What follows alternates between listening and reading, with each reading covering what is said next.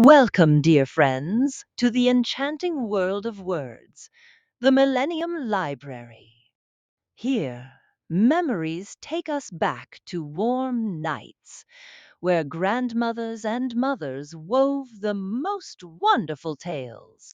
Our only wish now is for you to listen, to dive deep into the heart of the stories that shaped our minds and souls. We have embarked on this unique project, the Millennium Library, to gather for you a treasure trove of timeless novels and stories, and present them to you with voices full of warmth and sweetness. It is a legacy we are creating together between humanity and artificial intelligence to remain a testament to the power of words and the magic of storytelling throughout the ages. We hope you find in it what delights your souls and enriches your imagination. If this work touches your hearts, we would be delighted if you share it with your loved ones. And remember, your support lies in liking this segment and leaving your comments which illuminate our path. We are here to grow by you and with you. With sincere regards from the Millennium Library.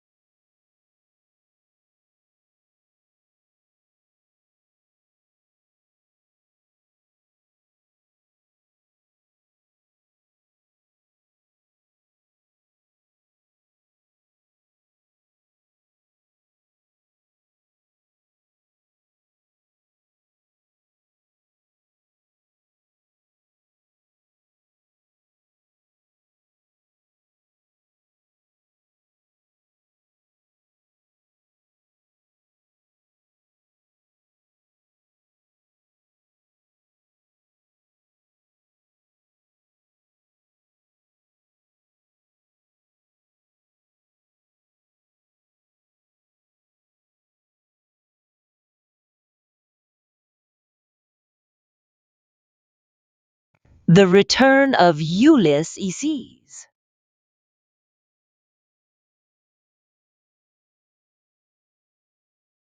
When it began to grow dark, the rat, with an air of excitement and mystery, summoned them back into the parlor, stood each of them up alongside of his little heap, and proceeded to dress them up for the coming expedition.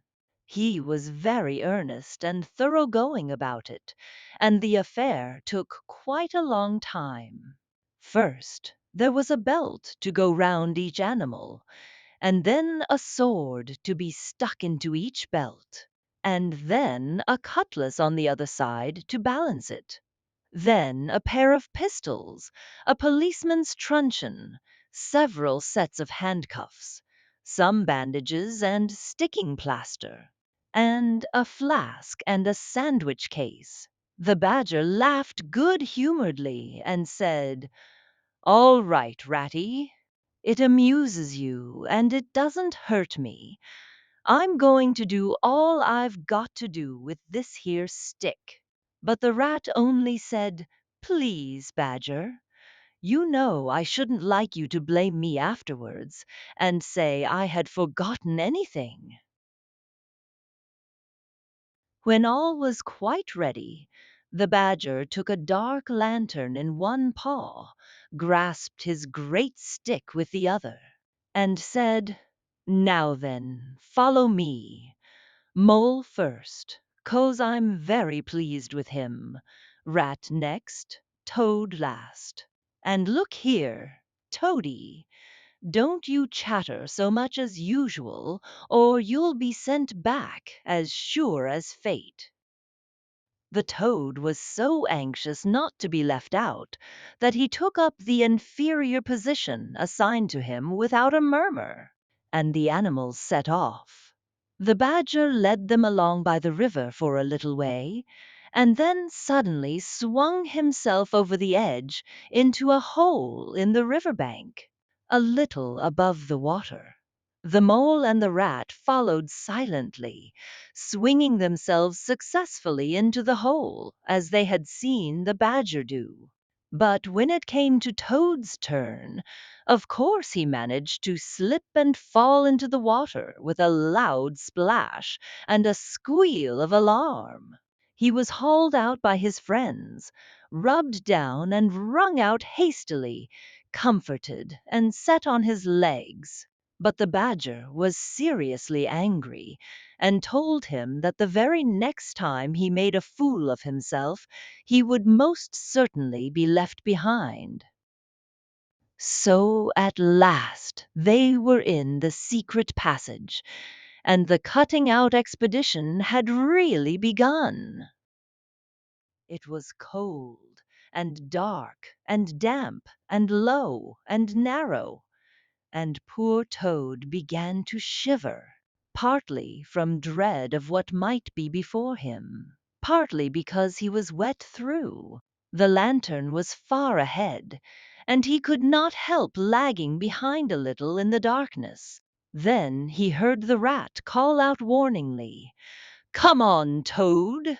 and a terror seized him of being left behind, alone in the darkness, and he came on with such a rush that he upset the rat into the mole, and the mole into the badger, and for a moment all was confusion. The badger thought they were being attacked from behind, and as there was no room to use a stick or a cutlass, drew a pistol, and was on the point of putting a bullet into Toad. When he found out what had really happened, he was very angry indeed, and said, "Now this time that tiresome Toad shall be left behind." But Toad whimpered, and the other two promised that they would be answerable for his good conduct.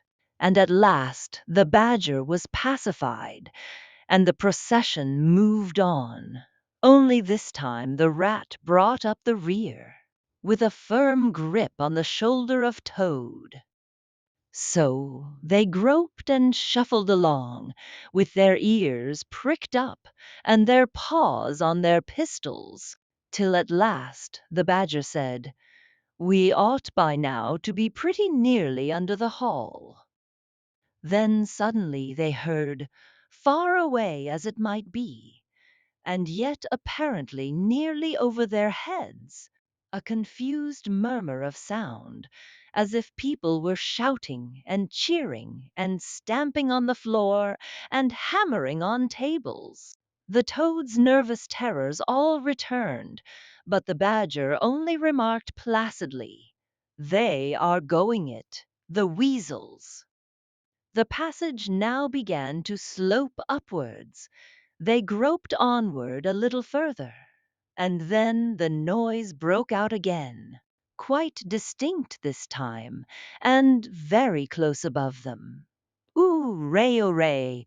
Oo-ray-oo-ray-o-ray!" they heard, and the stamping of little feet on the floor, and the clinking of glasses as little fists pounded on the table. "What a time they're having!" said the badger. "Come on." They hurried along the passage till it came to a full stop, and they found themselves standing under the trap door that led up into the butler's pantry. Such a tremendous noise was going on in the banqueting hall that there was little danger of their being overheard.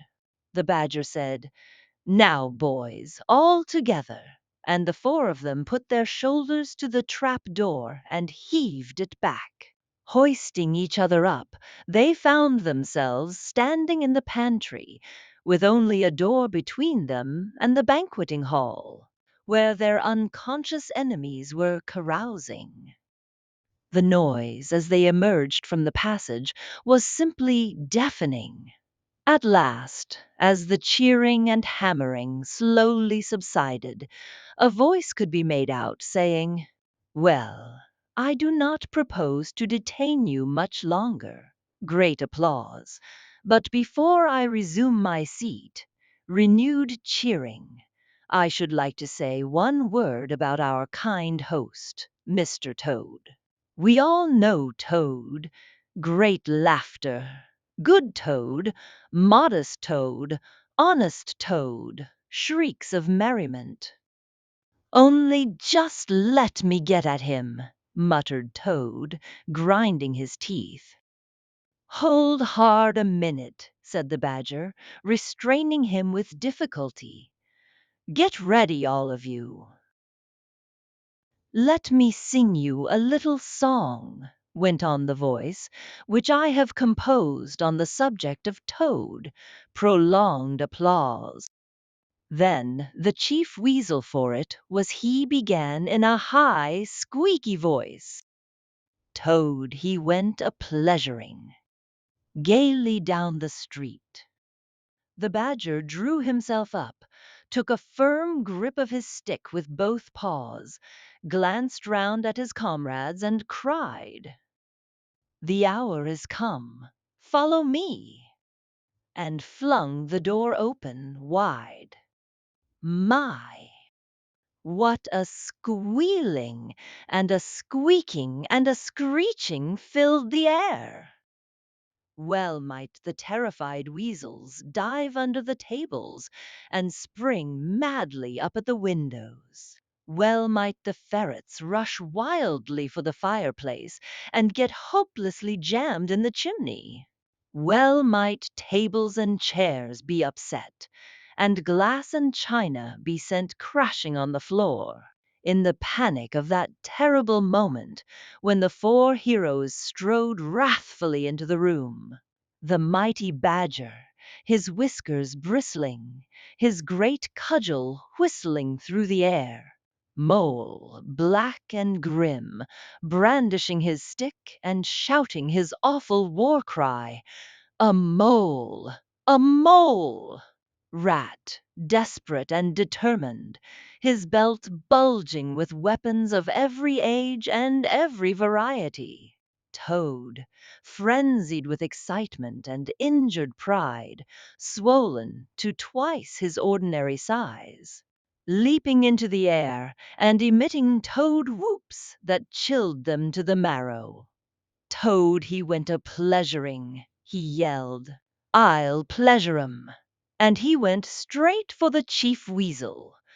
They were but four in all, but to the panic-stricken weasels the hall seemed full of monstrous animals, gray, black, brown, and yellow, whooping and flourishing enormous cudgels, and they broke and fled with squeals of terror and dismay, this way and that, through the windows, up the chimney, anywhere to get out of reach of those terrible sticks.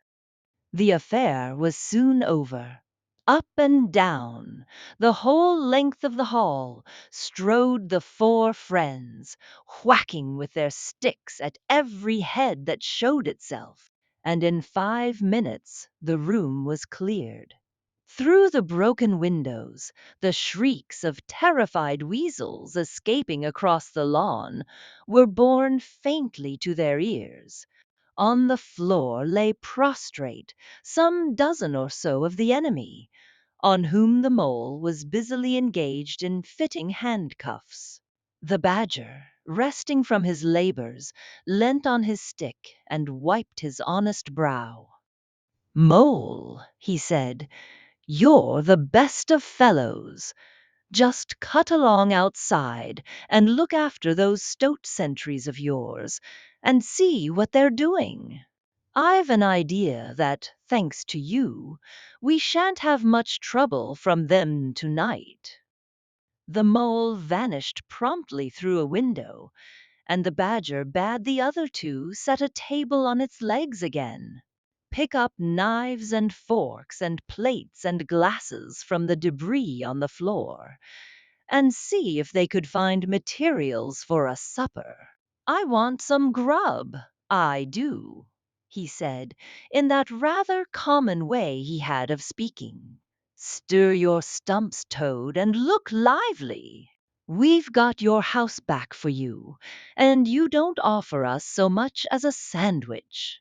Toad felt rather hurt that the badger didn't say pleasant things to him, as he had to the mole, and tell him what a fine fellow he was, and how splendidly he had fought, for he was rather particularly pleased with himself and the way he had gone for the Chief Weasel and sent him flying across the table with one blow of his stick.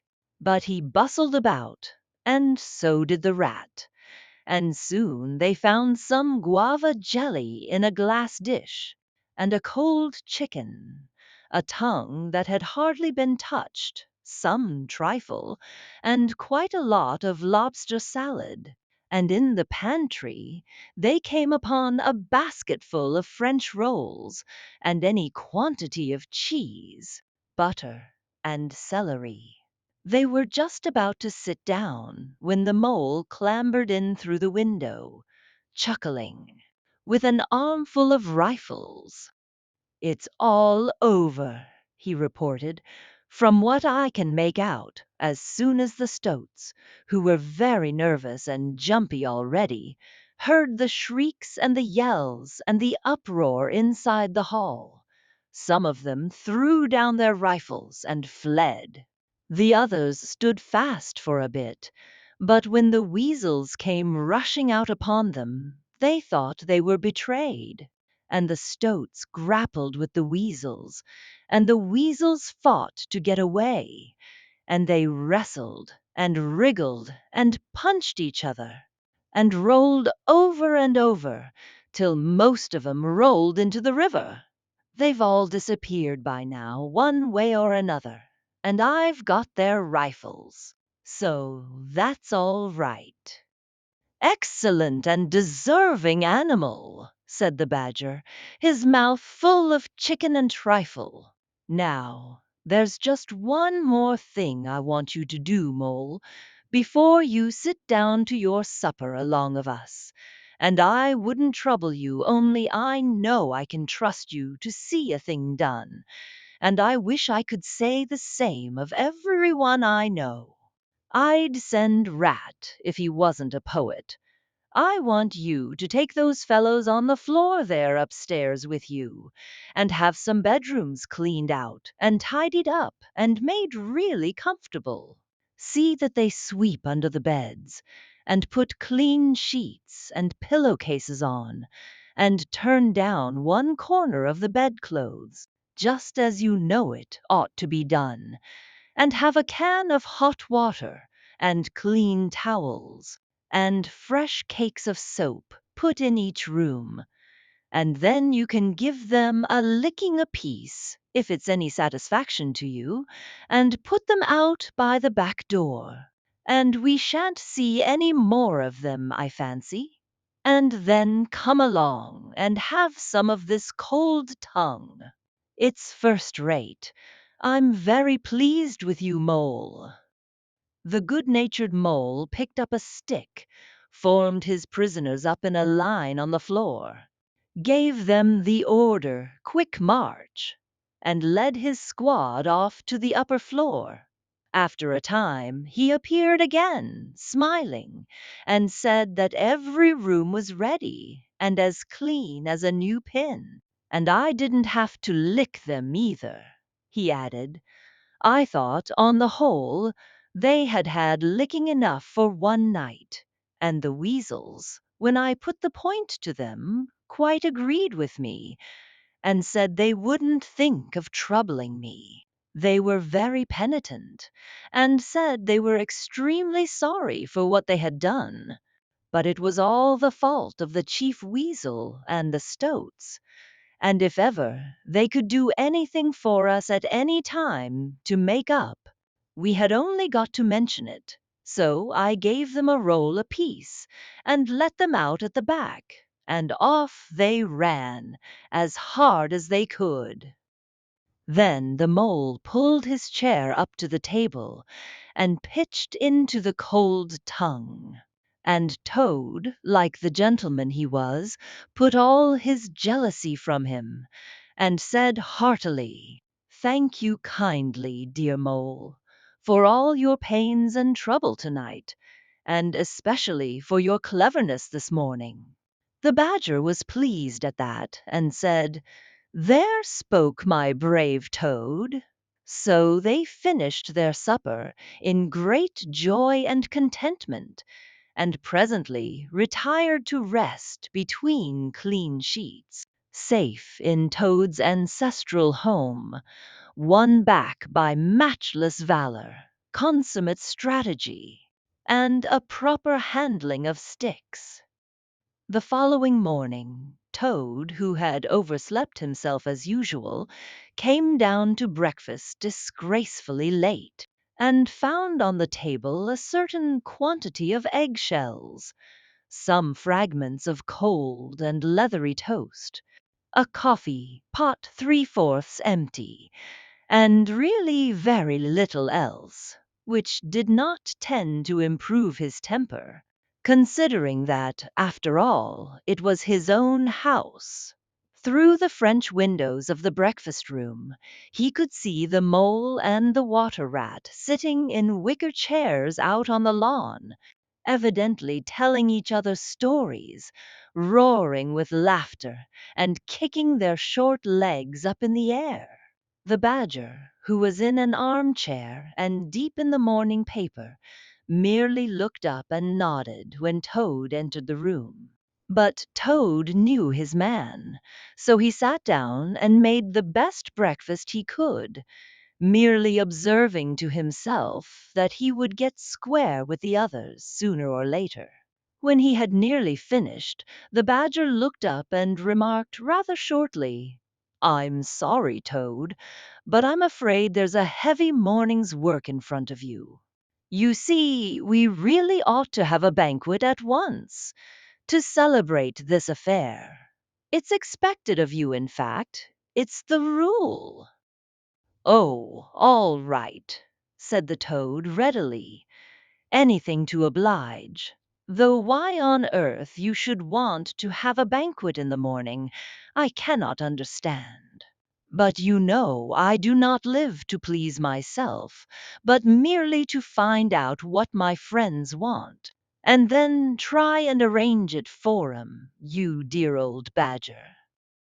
Don't pretend to be stupider than you really are, replied the badger crossly. And don't chuckle and splutter in your coffee while you're talking. It's not manners. What I mean is, the banquet will be at night, of course, but the invitations will have to be written and got off at once, and you've got to write 'em.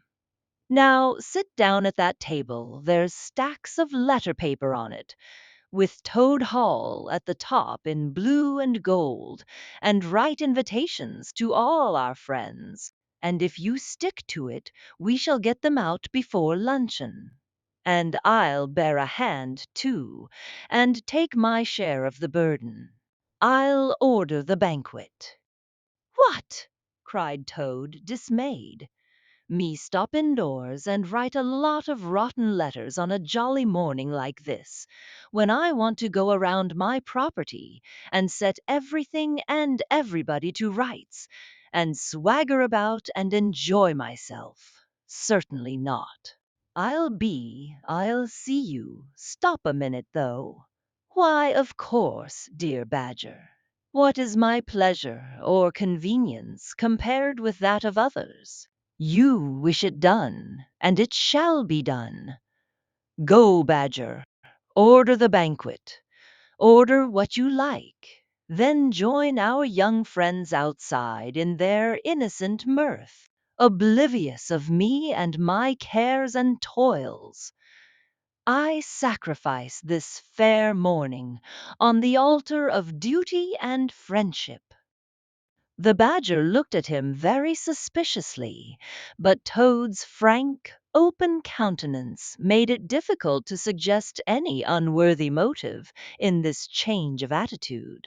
He quitted the room, accordingly, in the direction of the kitchen, and as soon as the door had closed behind him, Toad hurried to the writing table.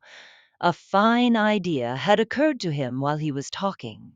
He would write the invitations, and he would take care to mention the leading part he had taken in the fight, and how he had laid the chief weasel flat, and he would hint at his adventures, and what a career of triumph he had to tell about, and on the fly-leaf he would set out a sort of a program of entertainment for the evening, something like this, as he sketched it out in his head. The idea pleased him mightily, and he worked very hard and got all the letters finished by noon, at which hour it was reported to him that there was a small and rather bedraggled weasel at the door, inquiring timidly whether he could be of any service to the gentleman. Toad swaggered out and found it was one of the prisoners of the previous evening, very respectful and anxious to please. He patted him on the head, shoved the bundle of invitations into his paw, and told him to cut along quick and deliver them as fast as he could, and if he liked to come back again in the evening, perhaps there might be a shilling for him. Or again, perhaps there mightn't, and the poor weasel seemed really quite grateful, and hurried off eagerly to do his mission. When the other animals came back to luncheon, very boisterous and breezy after a morning on the river, the mole, whose conscience had been pricking him, looked doubtfully at Toad, expecting to find him sulky or depressed. Instead, he was so uppish and inflated that the mole began to suspect something, while the rat and the badger exchanged significant glances. As soon as the meal was over, Toad thrust his paws deep into his trouser pockets, remarked casually, "Well, look after yourselves, you fellows. Ask for anything you want, and was swaggering off in the direction of the garden, where he wanted to think out an idea or two for his coming speeches, when the rat caught him by the arm. Toad rather suspected what he was after, and did his best to get away. But when the badger took him firmly by the other arm, he began to see that the game was up. The two animals conducted him between them into the small smoking room that opened out of the entrance hall, shut the door, and put him into a chair. Then they both stood in front of him, while Toad sat silent and regarded them with much suspicion and ill humor. "Now, look here, Toad," said the rat. "It's about this banquet, and very sorry I am to have to speak to you like this. But we want you to understand clearly, once and for all, that there are going to be no speeches and no songs. Try and grasp the fact that on this occasion we're not arguing with you, we're just telling you." Toad saw that he was trapped. They understood him. They saw through him. They had got ahead of him. His pleasant dream was shattered. "Mayn't the first sing them just one little song?" he pleaded piteously. "No, not one little song," replied the rat firmly, though his heart bled as he noticed the trembling lip of the poor disappointed Toad. "It's no good, Toady. You know well that your songs are all conceit and boasting and vanity, and your speeches are all self-praise and gross exaggeration and gas," put in the badger, in his common way. "It's for your own good, Toady," went on the rat. "You know you must turn over a new leaf, sooner or later, and now seems a splendid time to begin, a sort of turning point in your career. Please don't think that saying all this doesn't hurt me more than it hurts you." Toad remained a long while plunged in thought. At last he raised his head, and the traces of strong emotion were visible on his features. "You have conquered, my friends," he said in broken accents. "It was, to be sure, but a small thing that I asked merely leave to blossom and expand for yet one more evening, to let myself go and hear the tumultuous applause that always seems to me somehow to bring out my best qualities. However, you are right, I know, and I am wrong. Henceforth I will be a very different Toad. My friends, you shall never have occasion to blush for me again. But, oh dear, this is a hard world." And, pressing his handkerchief to his face, he left the room with faltering footsteps. "Badger," said the rat, "I feel like a brute. I wonder what you feel like." "Oh, I know," said the badger gloomily. "But the thing had to be done. This good fellow has got to live here, and hold his own, and be respected. Would you have him a common laughing-stock, mocked and jeered at by stoats and weasels?" "Of course not," said the rat. "And, talking of weasels, it's lucky we came upon that little weasel just as he was setting out with Toad's invitations. I suspected something from what you told me, and had a look at one or two. They were simply disgraceful. I confiscated the lot, and the good mole is now sitting in the blue boudoir, filling up plain, simple invitation cards."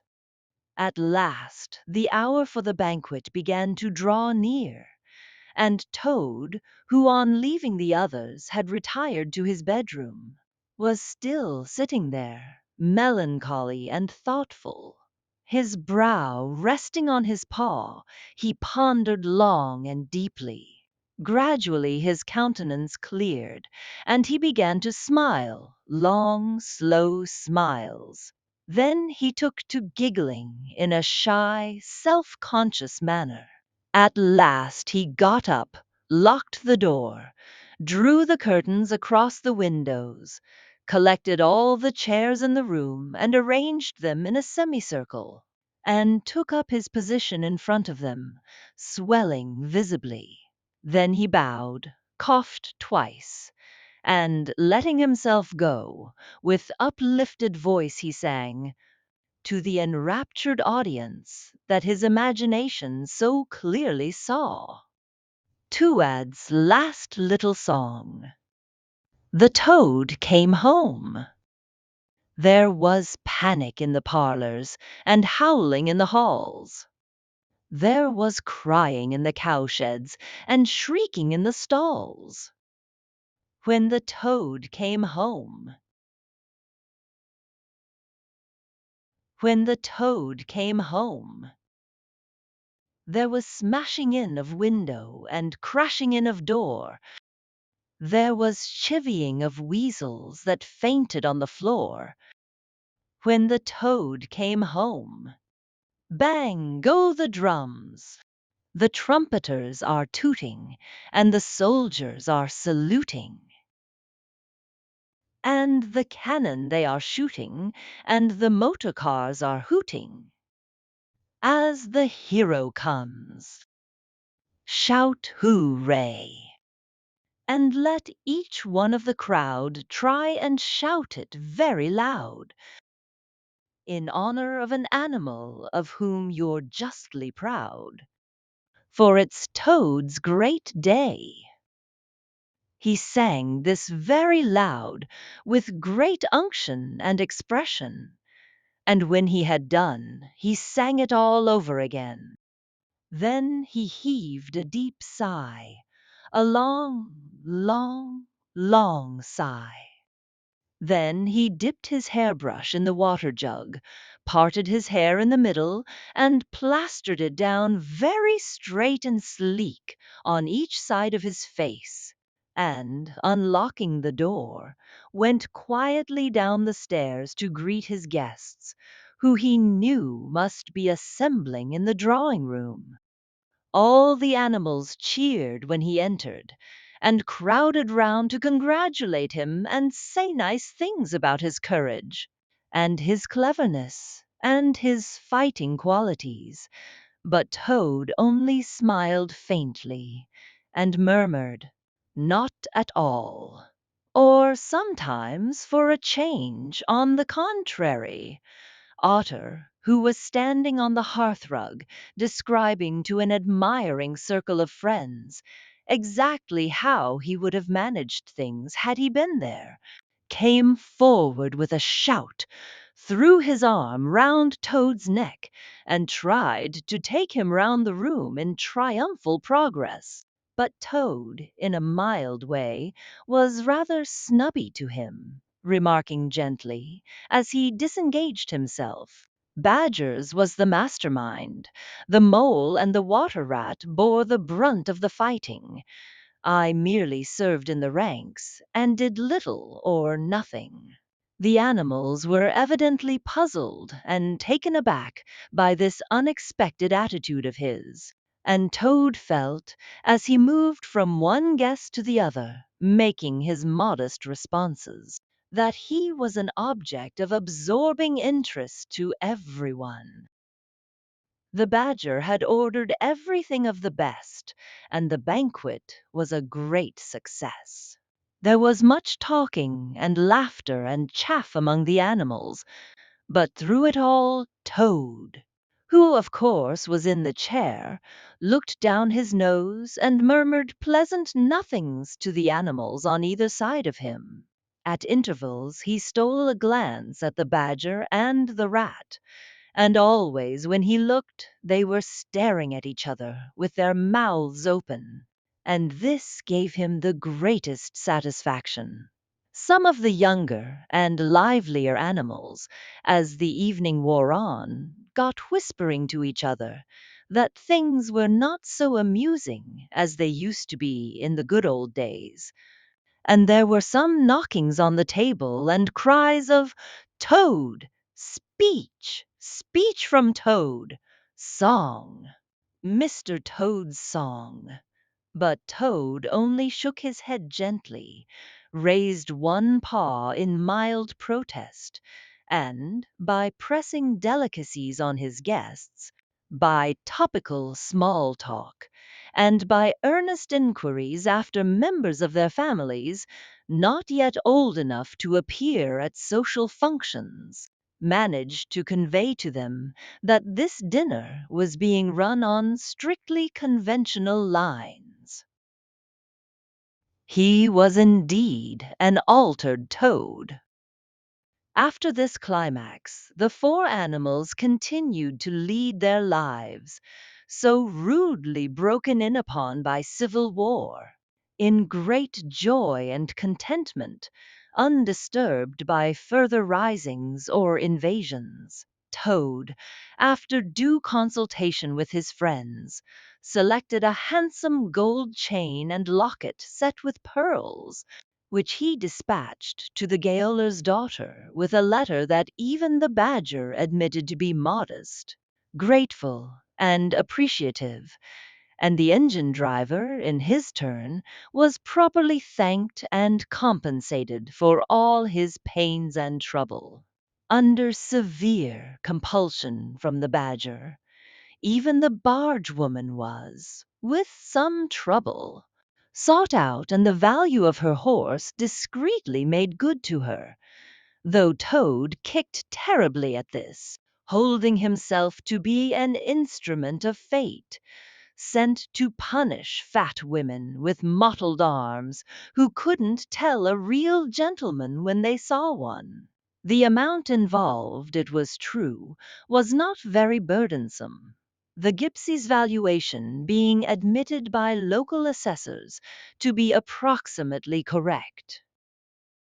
Sometimes, in the course of long summer evenings, the friends would take a stroll together in the wild wood, now successfully tamed so far as they were concerned, and it was pleasing to see how respectfully they were greeted by the inhabitants, and how the mother weasels would bring their young ones to the mouths of their holes, and say, pointing, "Look, baby, there goes the great Mr. Toad, and that's the gallant water rat, a terrible fighter, walking along o' him. And yonder comes the famous Mr. Mole, of whom you so often have heard your father tell." But when their infants were fractious and quite beyond control, they would quiet them by telling how, if they didn't hush them and not fret them, the terrible gray badger would up and get them. This was a base libel on Badger, who, though he cared little about society, was rather fond of children. But it never failed to have its full effect. The end. Conclusion of our journey. And so, we reach the conclusion of our journey for today, within the unending worlds of words and the never folding pages of knowledge. We have spent an enjoyable and beneficial time together within the embrace of Millennium Library, where voices meet tales and a new cultural legacy is forged. We hope you have enjoyed every moment and delved deeply into the dimensions of the story or novel we presented to you. Always remember that this grand edifice, Millennium Library, is the result of a unique collaboration between human creativity and the profound depth of artificial intelligence.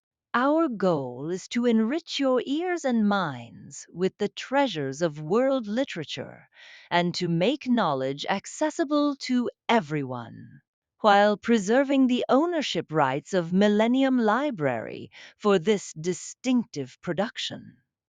Don't forget to follow us and activate the notification bell to receive all new content. And share this podcast with everyone around you, for knowledge is light, and together we illuminate the paths. Until we meet again in a future episode and a new literary adventure, may you be in the care and keeping of Allah, and within the realm of immortal words. Millennium Library, where tales are embodied, knowledge is narrated, and creativity is immortalized.